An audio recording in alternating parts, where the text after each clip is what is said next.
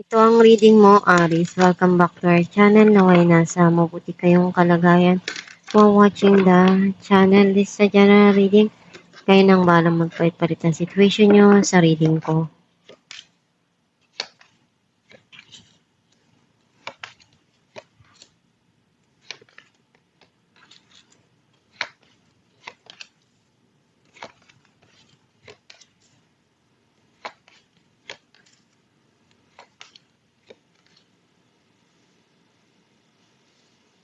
At the bottom of the deck, 3 of Pentacles.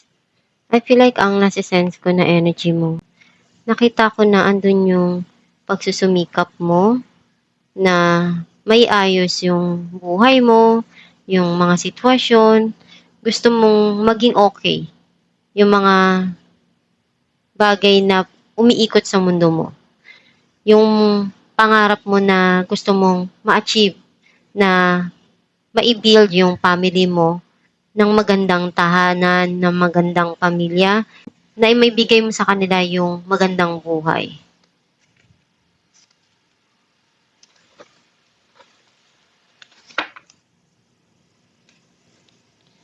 Ang mensahe ng card mo, you need to listen to your inner self. Nararamdaman mo sa sarili mo kung ano yung dapat gawin. Binibigyan ka ng gabay mo kung ano yung mga bagong idea, tulong na pwede mo ma-apply dun sa mga situation na nangyayari sa buhay mo.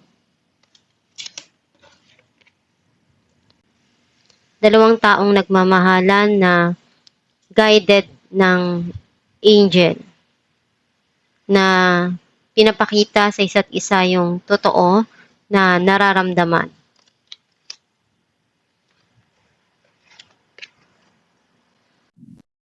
Busy ka, and itong passion na to para sa'yo, pinaglalaanan mo ng oras.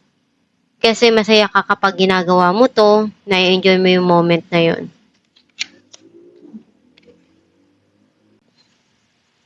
Unti-unti ka nang nagiging okay, at may darating dito na ikakasaya ng puso mo. Merong communication na darating or meron kang gustong sabihin. May gusto kang linawin sa mga nangyayari sa buhay mo ngayon sa isang tao.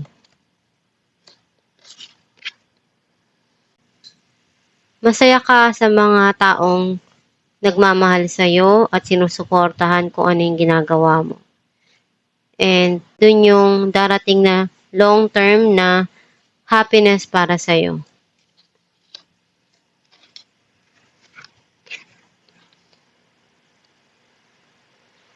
Pinag-iisipan mong mabuti kung ano yung pwede mong gawin na paraan para kumita, or pinag-iisipan mong mabuti kung ano yung trabaho na pwede mong applyan or makakatulong para sa'yo na maibigay yung mas malaki na income.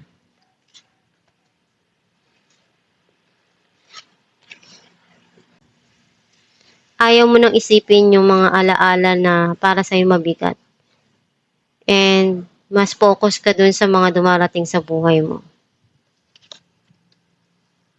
Clarify natin the High Priestess.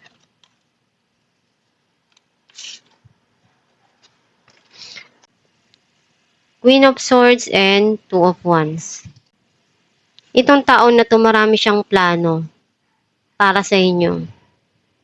And tinatago niya lang sa sarili niya, ayaw niyang sabihin kung ano yung mga gusto niya dun sa situation, or sinasabi niya sa'yo directly kung ano yung para sa kanya kailangan dun sa situation. And pwedeng nasa malayo itong tao na to. Iniisip niya na puntahan ka or dalawin ka.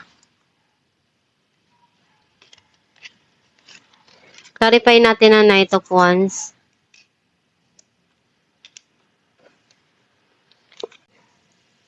Seven of Wands and Five of Pentacles. You feel undecided dun sa mga dumarating sa buhay mo, or hindi ka pa handa na magdesisyon right now. Kasi may nagpapalungkot pa sa'yo. May mga bagay na hindi mo pa makalimutan or mapakawalan. Feeling mo mag-isa ka, wala kang masabihan ng nararamdaman mo. Clarify natin ang Queen of Swords.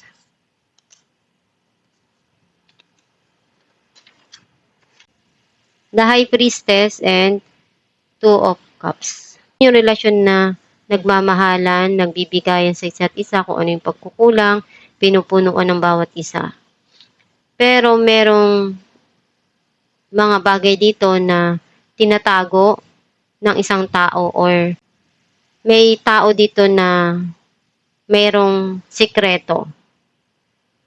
Or you need to listen to your inner self. Kung ano yung makakatulong doon sa sitwasyon, iyon yung ibigay mo. Clarify natin ang Page of Pentacles.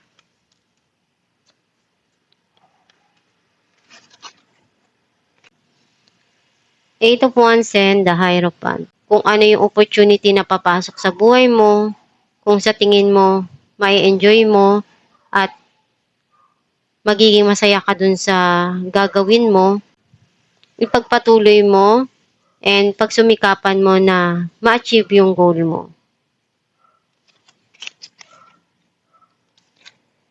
Clarify natin the Lovers. Two of Wands and Six of Cups.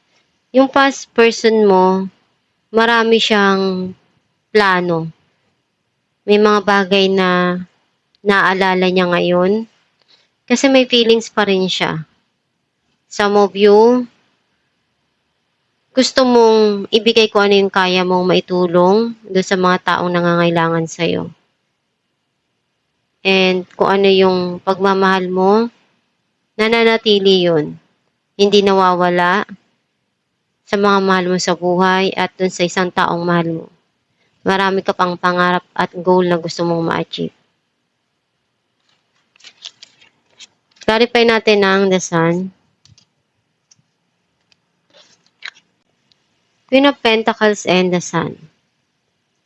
Clarification to na meron ditong darating na magpapasaya para sa'yo and iniisip mo na mag-invest either sa business or kung ano yung pagkakitaan mo, gagawa ka ng paraan para mas mapalago pa yun. Some of you, andun yung gusto mong maglaan ng panahon, oras, dun sa taong mahal mo. Clarify natin ng Ten of Cups. Three of Swords and Seven of Pentacles. Meron ka ditong pinagdaanan na sobrang sakit or third party. Nasaktan ka doon ng sobra-sobra. At iniyak mo yun ng todo-todo, halos wala nang matira sa luha mo. And unti-unti ka nakarecover. Naging masaya ka dahil din sa mga taong nasa paligid mo, sinusuportahan ka, tinutulungan ka, pinapayuhan ka. And lahat ginawa mo para dun sa taong mahal mo. Kasi siya lang yung tanging nagpapasaya sa'yo. Pero may mga sitwasyon talaga na hindi mo masasabi na kung habang buhay pa o siya na ba talaga yung taong nandyan para sa'yo. Some of you, iniisip mo na magbigay ng panahon at oras sa mga taong mahal mo kasi sila yung nagpapasaya para sa'yo or yung tao na yun yung tanging nagbibigay sa'yo ng pagmamahal at nagpapasaya sa puso mo. Clarify natin ang Eight of Cups. Ten of Pentacles and Nine of Swords. May darating dito na abundance. Some of you, may mga sitwasyon na nagpapagulo sa isipan mo at nagpapalungkot. And maaaring may tao dito na malapit sa'yo na nagsasabi kung ano yung nararamdaman niya about sa family niya. O may tao kang namimiss at ayaw mong sabihin kung ano yung nararamdaman mo. Tinatago mo lang sa sarili mo kung ano yung feelings mo. Or merong mga sitwasyon na nagpapalungkot sa'yo. And connected siya sa family. Alamin natin kung anong mensahe para sa'yo.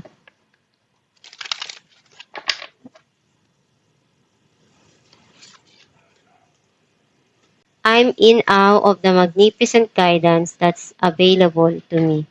Ang mensahe para sa'yo na kung ano yung sa tingin mo kailangan doon sa sitwasyon, yun yung gawin mo, ibigay mo yung tama doon. I-apply mo kung ano yung makakabuti doon sa mga sitwasyon na nangyayari sa buhay mo ngayon. And kung sa tingin mo kailangan mo ng payo, ng advice sa iba, pwede kang lumapit sa pamilya mo, sa magulang mo, sa mga taong nakakatanda sa iyo na may experience.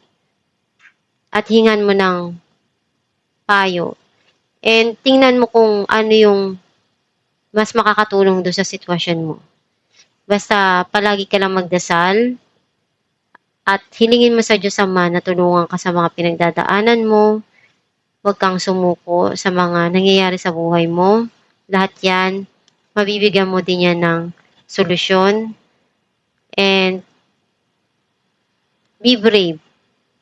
Tanggapin mo yung pumapasok sa buhay mo.